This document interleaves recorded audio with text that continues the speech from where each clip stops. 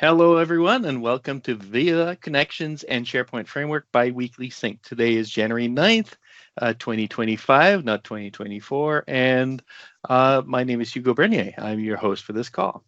We have a packed agenda today. We're going to have the latest updates on the SharePoint Framework, then we'll have our community project updates, we'll have our picture time with Together Mode, and then we're going to have the best part of the calls, the demos. Well, Nello D'Andrea is going to talk about building React Security Grid web part with SPFx, which is an updated SPFx web part for 1.20. And Aimery Thomas is going to talk about building advanced page commenting features with SPFx, which is also updated. Now, we have a lot of resources available for you. We have our Microsoft Community Learning videos, where you can find all these calls and all sorts of really cool videos available for you. We have our LinkedIn pages for this group discussions and any updates. We have our open source initiatives, which we'll be discussing shortly. We have our sample galleries, where you can find tons of samples to get started, as well as many other open source initiatives and samples.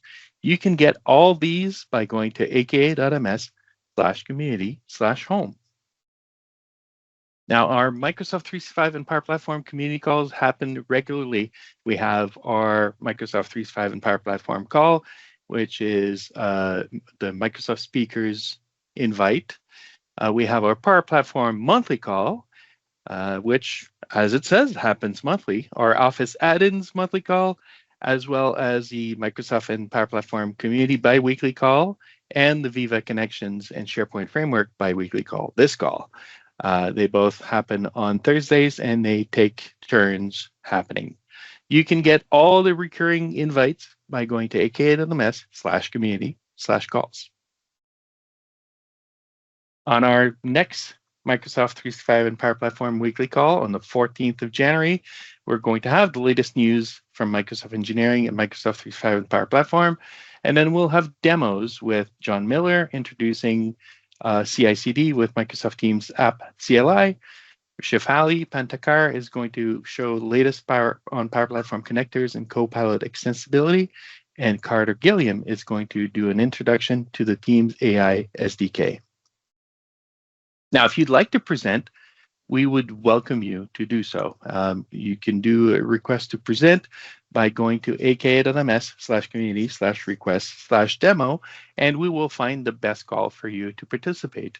But all presenters are welcome. Doesn't matter how experienced you are. You don't have to be one of the gang. Everyone's welcome.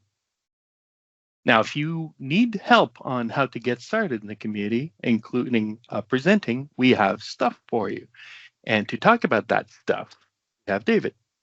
Oh boy, do we have stuff. That's right. We got stuff called Sharing is Caring, everybody. And what is this for all you that maybe are new, starting off some new initiatives in the new year? It is hands-on guidance. That means that we're going to walk you through how to accomplish things. We're going to work with you in presenting. We're going to do things together and collaborate. So these are safe space opportunities, which means that you'll join with other members of the community. You'll learn together. It's hands-on, and it is not recorded. That's the safe space. So that means that you can ask any and all questions you'd like without fear of, should I already know the answer to this? No one else is asking. Maybe I shouldn't answer. But we want to welcome you to join, learn together, and ask any and all questions. We're going to be getting those sessions scheduled for January and February, so stay tuned, and we'll post it out on all the socials and everything to let you know when we've done so. And then once you do contribute, we absolutely want to appreciate and recognize all the work that you're doing. So the recognition program is back for 2025. I know that a lot of folks were on vacation during the end of the year, so they're still processing some of those end of the year PRs. And so we will get those processed. So you still see some of those 2024 badges will be going out. But we are getting everything updated for 2025. And it is absolutely free, still absolutely something we are excited about, and definitely welcome you to opt in. If you have not already, aka.ms/community/recognition. You don't need to do it more than once, just once, and we'll track all your work throughout the years and appreciate you. But we are definitely not going away. Everything is going to be coming back, and we're going to be looking to do even more. So lots of great badges. We have over 1,200 now in the program, which is exciting. You could be next. So definitely go aka.ms/community/recognition. Hugo, back to you. Awesome. Thank you. And I just want to point out that Dave is tracking everything you do, but in a non-stalkery way, I promise. All right, let's talk about the SharePoint Framework updates. We'll have the latest from Vesa. Yeah, quick update from Microsoft side. So nothing too special here. No actual updates. So 120 is the general availability. No ETA for 121. We are actually building on a lot of new stuff in Microsoft side, which we cannot yet talk about, but you'll have more details coming up on the spring. In the meanwhile, we have already talked about the fact that card web part is coming for SharePoint. That is in progress. I think we are testing that right now. So it's coming out pretty soon in this quarter. That means that all of the Viva connection cards can be really used also on SharePoint side. Every SharePoint site will have a dashboard in it, and then quite a lot of other additional scenarios there as well. Now, if you go to the following slide, this is just a no subject to change future stuff. So we are looking into a bit reducing the work on the Viva connection extensibility side, because I know that we have a lot of stuff already there. So then we're moving back on again on a SharePoint side, and there's quite a lot of interesting scenarios there, which we will have much more detailed in the spring as we get ready on rolling out then to preview. But a lot of interesting stuff in the pipeline. Can't wait to get more detailed out. Well, thank you. Now let's get started and talk about our open source projects. We've got tons of open source projects, and the first one is the Microsoft 365 and Power Platform community blog, which is Adam. Adam, are you on the call? I am on the call. Yeah. If you hear me, then I'm here. Okay, so we have lots of open source projects, but we didn't have lots of blog posts this time, probably due to holiday season, so it's totally understandable. If you want to contribute, we have your blog post and share the knowledge with the community. Please do scan this QR code and go over the guidance how to contribute to our site. And then when you do it, you can obtain a blog author badge for it. So that's about it. And see you next time. Back to you, Hugo. Awesome. Thank you. We also have our Copilot prompts repository, and we welcome all our community contributions to actually provide some sample prompts. Again, anything that you do from a Copilot prompt perspective that you think other people would benefit from, please don't hesitate to contribute. You can go to aka.ms/pnp-prompt-library. All right, next we have our prompt of the week, and Mohammed Amer is providing a prompt here that says, provide a summary of the latest 10 announcements from Microsoft 365 Message Center that appeared in our tenant. I'd like to be informed about all recent announcements without having to visit the Message Center. Don't we all? Please categorize these announcements by service type. Additionally, include references for links, rollout dates, message IDs, and latest updates. That is a really cool prompt that I'm sure I will be leveraging. Again, you can get these prompts at aka.ms PNP prompt library. All right, now to talk about the PNP.js client-side library, we have Bo. That is me. So Patrick gave us a couple weeks off for holidays, but we're back at it now. Before we left, we released 4.8.0 right before Christmas. We had a couple documentation updates. We have been for a while now been having issues with internally using clone on some of our responses, which interferes with batching, paging, and some other things. So we've added that back. Long term, we don't know. We have also removed Node Fetch, which was used prior to Node 18 because Node did not have a fetch mechanism. We have removed that completely in favor of Node of Fetch, and then in the future, we're looking to consolidate all of our fetch calls across Node and the client-side code. And then we fixed an error with resumable uploads where we couldn't log some of the error functions that were happening. V3 has ended for support, so please upgrade to V4 if you have not. And as always, we do publish out nightly builds, so if we make an update, you can test those out at an npm install at pnp/sp at v4 nightly. Back to you, Hugo. Awesome. And next, they're going to be removing rollover, play dead, and sit pretty. All right. Let's talk about the CLI for Microsoft 365 with Gary. Thanks, Hugo. Yep, so new beta release of CLI for Microsoft 365. This is version 10.3.0. New commands for Enter ID, Exchange Online, Power Platform, and SharePoint Online. If you want to try out the latest beta, you can just use the @next tag if you're installing from npm or from Docker.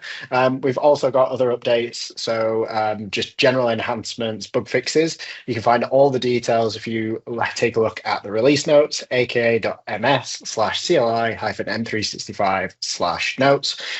If you are not a member of our Discord server and you've got questions that you want to ask, or just generally, how do I do things with the CLI? It's a great place to join, ask questions, and meet other folks who use CLI as well.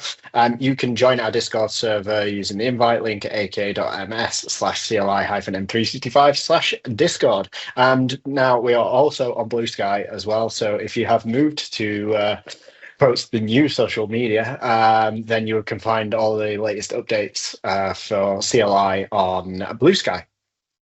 Moving on, Hugo.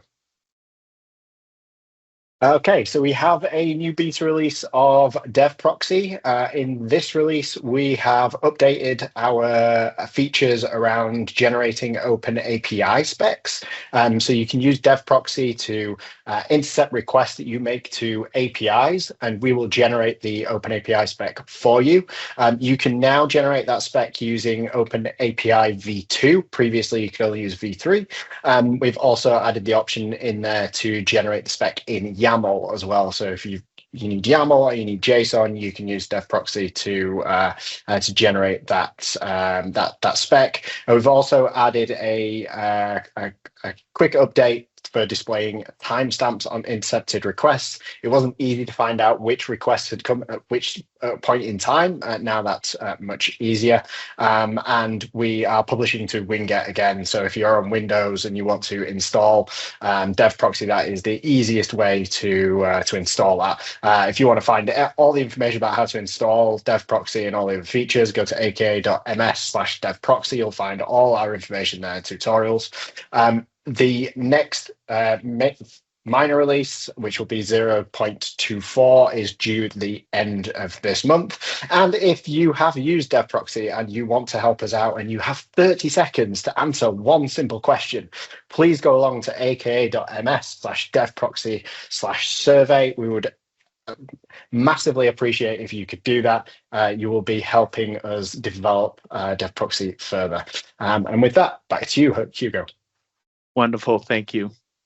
All right, our reusable controls, SPFx controls, are controls that you can use within your web parts to make your web parts look professional.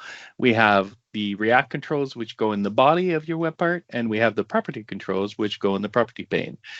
We have a new update since November 28th, which added SPFx 1.20 support, various enhancements and bug fixes.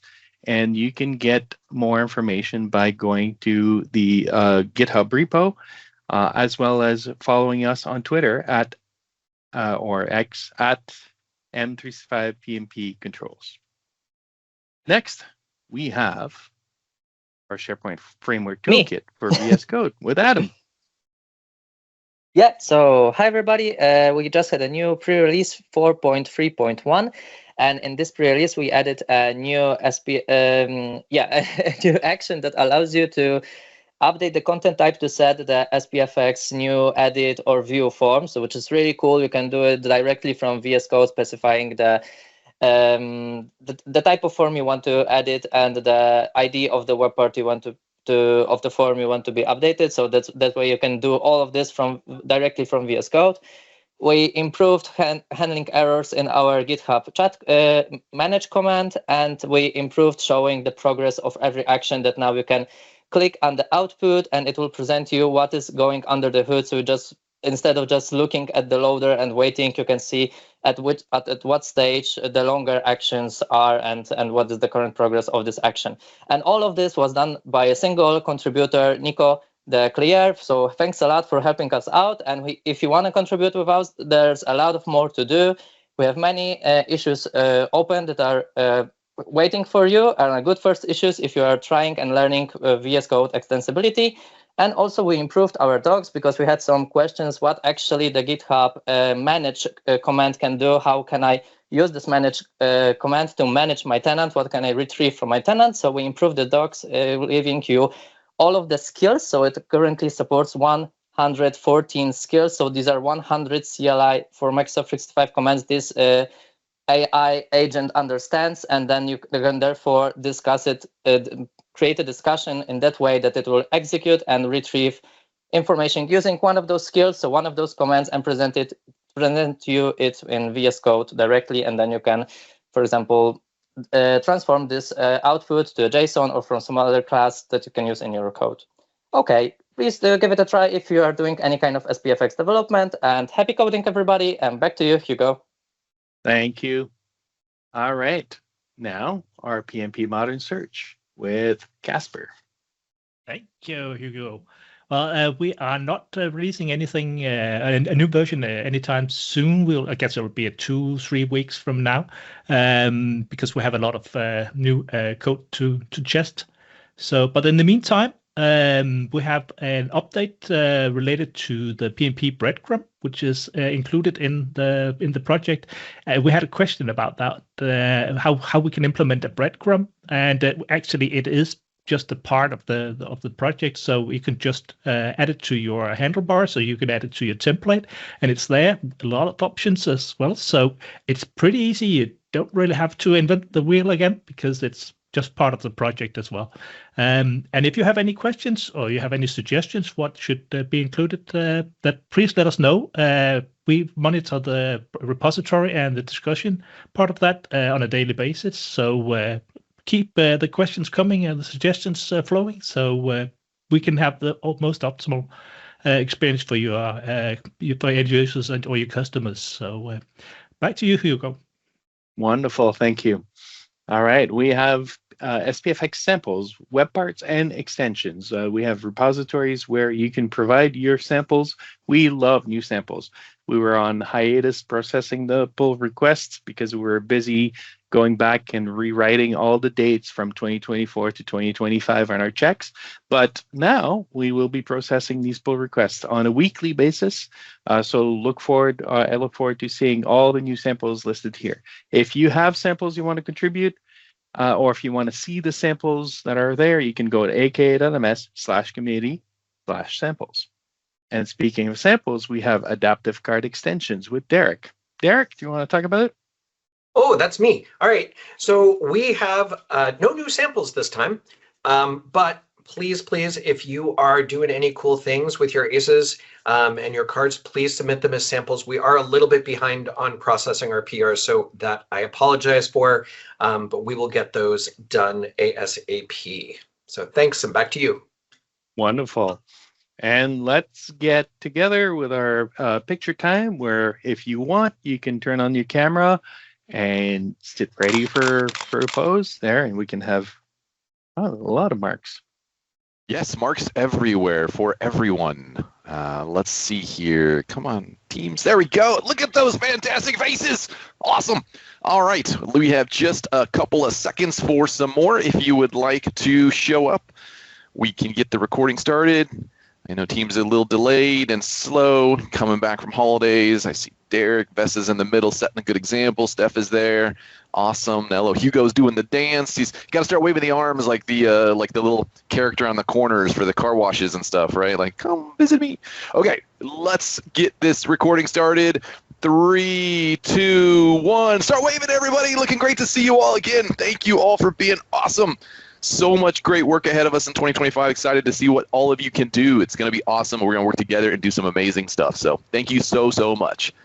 Hugo, back to you. Wonderful. And just in time to actually introduce the stars of the show. We have first Nello D'Andrea. He's going to talk about building React Security Grid web part with SPFx. Nello, we're ready when you are. Yes, thank you. I'm sharing my screen. It's okay.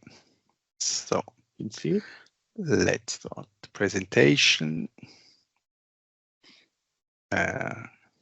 Okay. My name is Nello D'Andrea. I work at the oldest insurance company in Switzerland, Mobiliar, as a developer. And my colleague and I myself blog about Microsoft 365 and SPFx topics on our blog.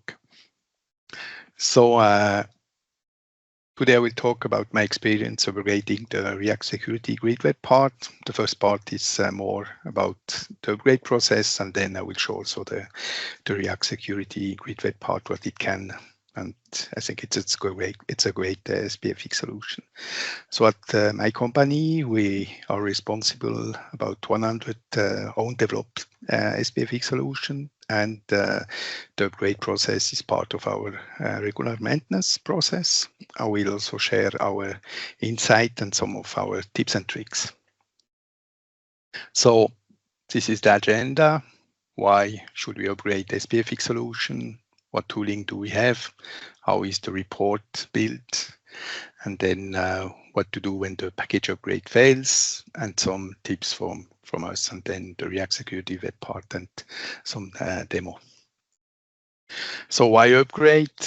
We have a great SPFx framework. It's about 8 years old, and yeah, it needs about 20 release. It's a lot, and each version brings a lot of new feature, and we also have performance and security updates. So it's important to integrate this security and performance fix in the code.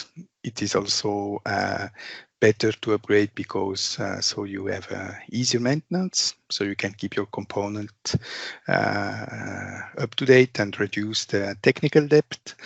And it's also better for compatibility with third-party library, like the PNP library, which we use extensively, and also with other PNP, with other NPM package. So it's important to don't let change pile up.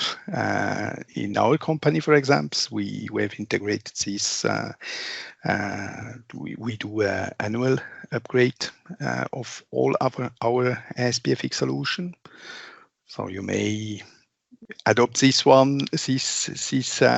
pattern, or do it maybe every 2 years. But that's a good point, because we just catch 1 or 2 SPFx release with this one. So now let's talk about upgrade tooling. Basically, there is a great CLI, and you can use it, and it generates a report. I've just written here the command. So you get a markdown report with this, which you can follow. And there is also the SPFx toolkit. It's just 2 clicks, and then you can follow the instruction. I will show this later in the demo. And do not attempt to do it by yourself. I've seen this with some of our people. You can try it, but the report from the Microsoft 365 CLI is really great, and then you can use this to start your upgrade. So the report is there is 2 equal parts, and which are a little bit different. The first one is the finding with a step-by-step instruction for the NPM upgrades and all the settings in the files which needs to be changed. And the second one is summarize instruction with all the NPM package upgrade in 1 or 2 different command line, and also all the settings which need to be changed. So what is better, summary versus finding? Well, the findings is working step by step through every NPM package. So it's maybe a bit slower at first, but you will know exactly where it fails if you have a problem. And the summary is the way to go when you upgrade maybe 1 or 2 SPFx version. And you may get problem to understand where it got stuck, because NPM doesn't do a rollback. So we'll need to compile the package JSON for the non-upgraded version in order to understand where it did stop. So for both the file change are the same. And both approach can fail. So what should you do next, or what do we do next? I just call this switch to manual mode. So basically, you just go in the package JSON and you do the upgrade manually. So you write for every package which you had, update or delete directly in the package JSON. And at the end, you run the npm install. So you can avoid some compatibility problem between package which are related to them to other packages. Our tricks first. The SPFx upgrade does not provide recommendation for PNP or other package. So when we perform upgrade, we also do a PNP upgrade, and we also upgrade other package if we have problem with old release, or if we have security fix which need to be updated. Then we analyze the package JSON and plan what we want to upgrade. If we upgrade multiple solution, we document exactly what we have done based on the first few upgrade. So we can use then this process to upgrade the next component. We always test our upgrade process with a few solutions before applying it broadly. And we document our upgrade paths for every solution. So we keep the upgrade report, and at the end of the upgrade report, we just write every step which we have done manually for a specific solution. So the next developer know exactly what was done in this solution. We also maintain a working copy, because upgrading an SPFx solution may change the behavior of the code. So we need to understand, was it because of the upgrade, or was it a bug maybe which was already in the code. And what we always do, because we also use pipeline, we always delete the node module and the package logs JSON. We never had a problem, so just go there and do a fresh npm install. So this React security web part, it's a great web part. It lists effective user permission on a site.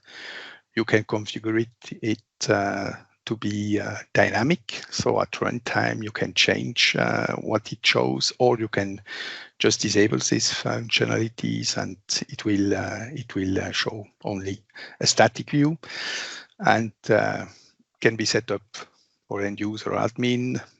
Should be aware that in order that it works, the user should at least have enumerate permission.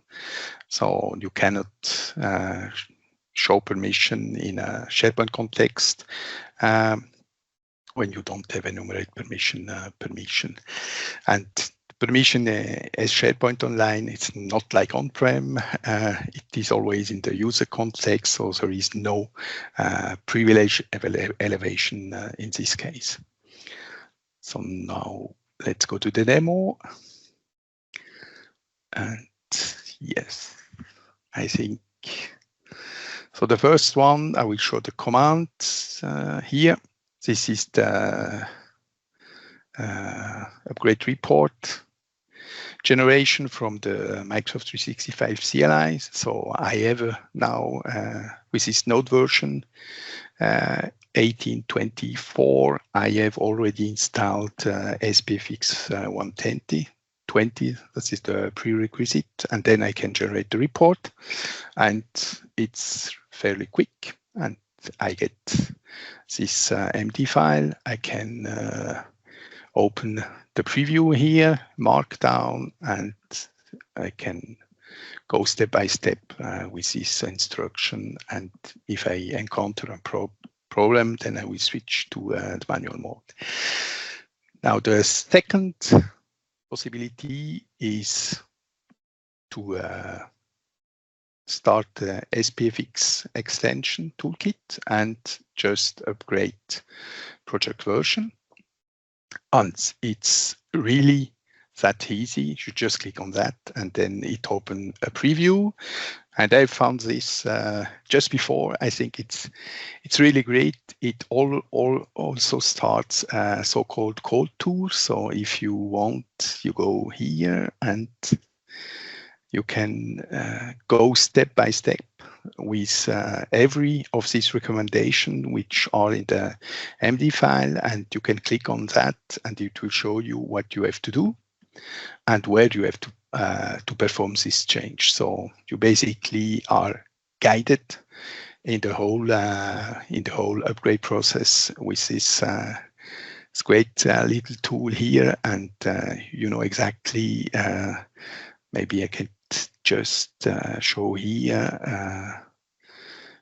It shows exactly here. You have to change this import with import from Fluent UI instead of Office UI Fabric React, and that's really a great little tool. Now I will show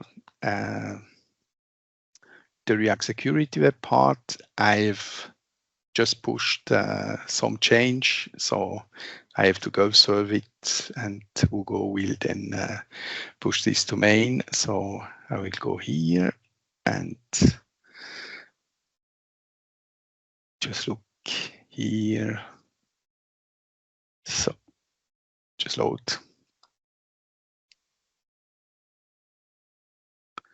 And here it is already. So the web part comes with a predefined set of permission. I'm here on my dev tenant. You may recognize our colleagues, Adele, Diego, and so on, Lynn Roberts, and myself, of course. And it lists all the objects which are on this site and what kind of permission do I have. So I can just say I just want, for example, to see the people which have a view permission, and then I see here that Lynn Robbins doesn't have view permission, for example, on the document.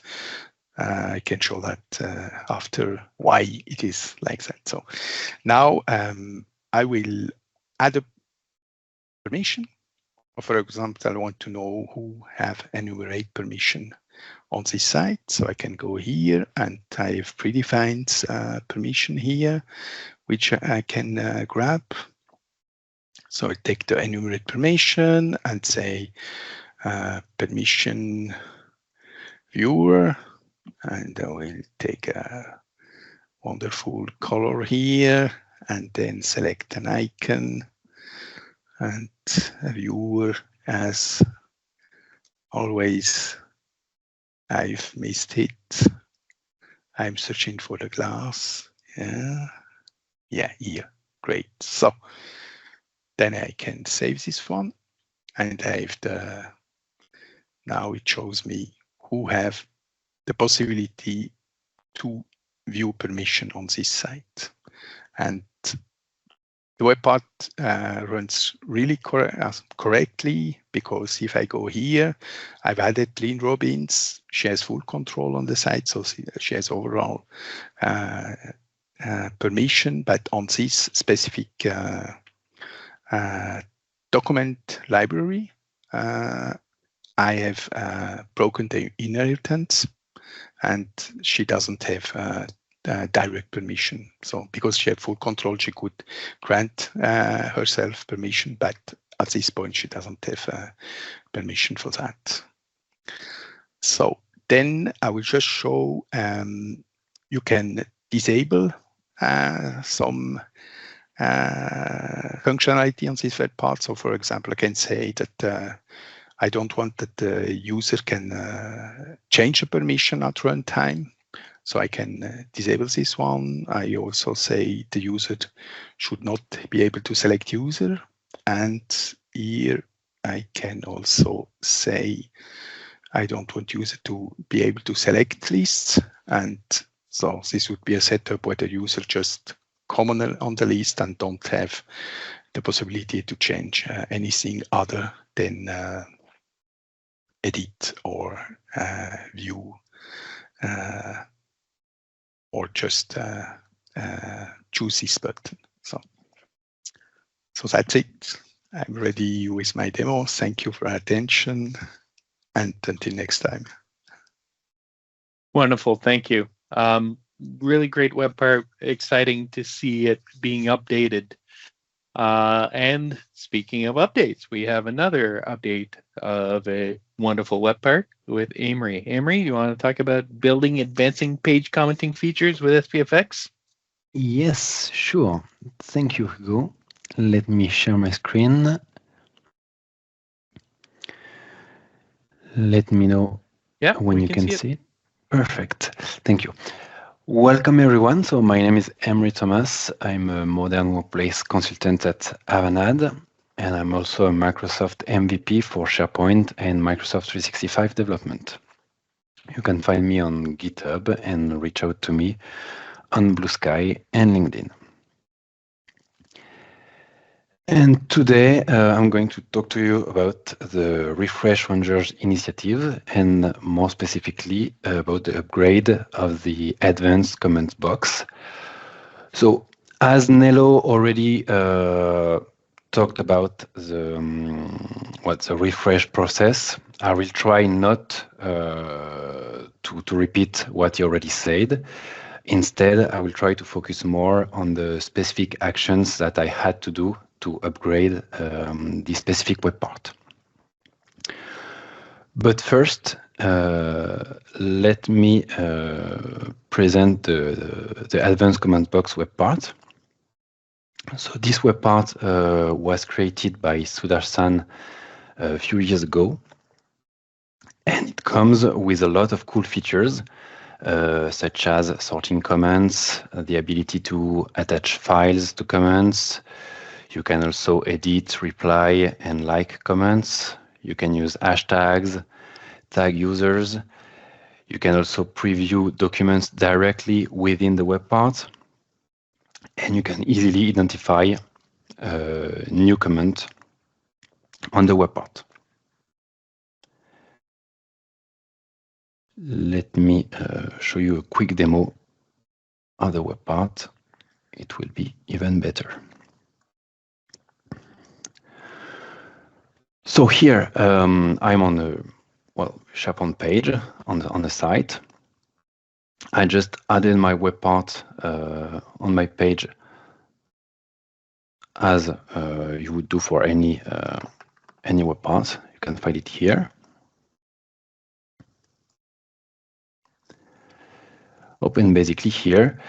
You have comments, replies. I can see here that I was tagged by Lee regarding specific questions. You have preview of a document directly within the web part. Here, this is a Word document. And I can see the number of likes per comment. I can see a sorting of comments by date. I can see here that I can see the oldest comment. And the comments can also be sorted depending on the like numbers. And I can also directly access all the documents that were inserted in this web part. And I can also add a new comment here.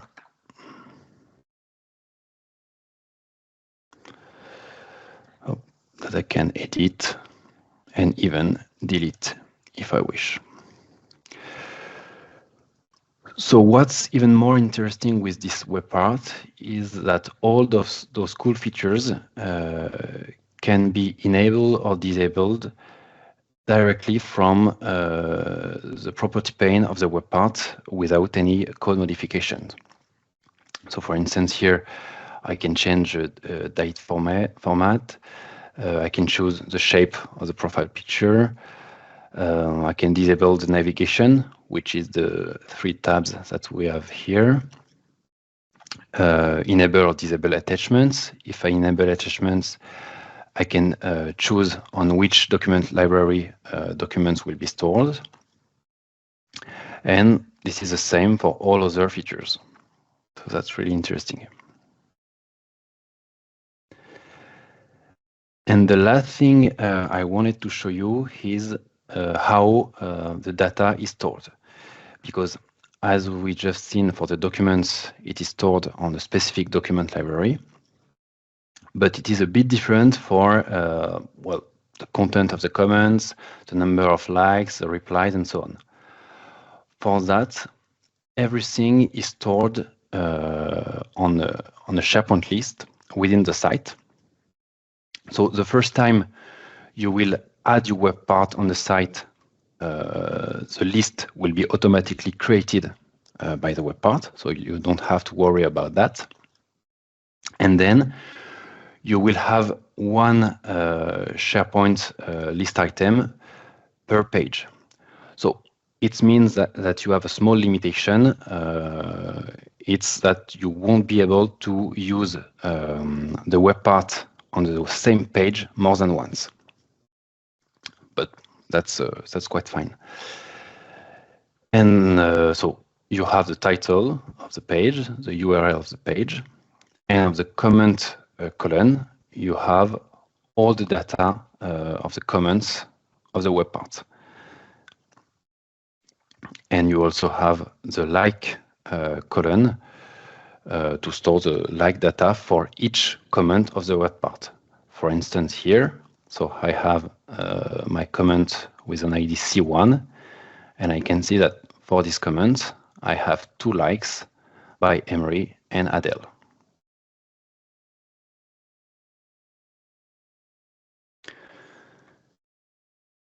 So that's it for the demo part of this really nice web part, and that's because I find it really, really nice that I've decided to upgrade it. Now let's switch back to the slide. And for this demo, I won't go over the code of the web part itself because Sudarshan already did it on a previous community call. So feel free to go watch the recording if you're interested. Instead, I will focus more on the web part upgrade and how I did it. So first, a quick status of the web part, SharePoint framework-wise, let's say. So it was created in 2020 using SharePoint framework version 1.9.1, so an old version of SharePoint framework, but it was regularly updated, meaning that I just had to update the web part from SharePoint framework version 1.17 to the latest version, which is 1.20.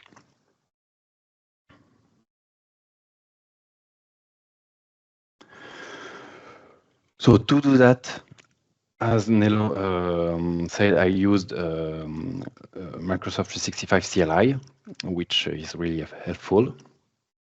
And I also had to make some small additional manual updates that I will show you.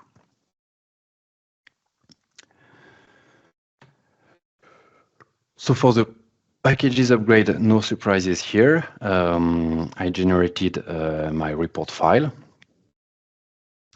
with all the packages that need to be upgraded and the command to do so. And the summary, you also have the summary on the report file with a script that you can execute to upgrade all packages at once. So again, as Nello said, doing that can be a bit dangerous, let's say, because if it fails, it can be complicated to roll back. But for this web part, I executed the script and it worked fine the first time, so it saved me some time.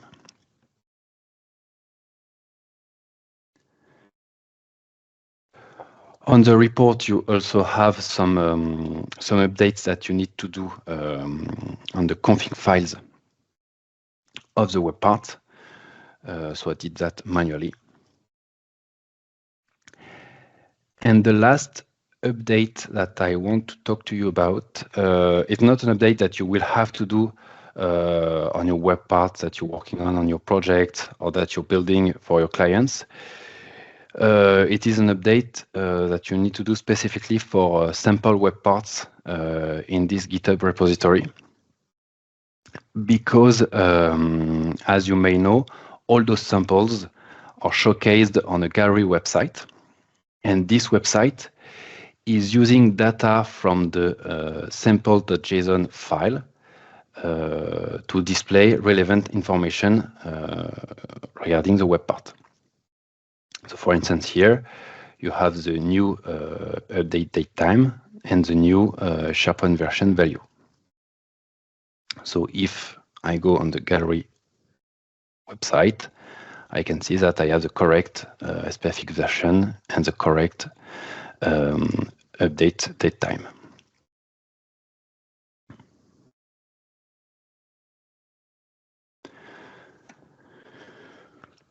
So to conclude this this demo, again, as Nello said, it's important to upgrade web parts regularly because if at some point you have to, for compatibility or security reasons, upgrade a web part from a really old SharePoint Framework version, it can be a bit painful. Instead of upgrading from the just the previous SPFx version. And more specifically on the Refresh Ranger initiative, I think it was a good way to discover new samples that you can use directly on your project, or at least to give you ideas for creating web parts. And also, if you're a new contributor to the community, I think that upgrading web part is a good way for first contribution. That's it for me. Thank you very much. Back to you, Hugo. Wonderful, thank you. All right, let me share my screen.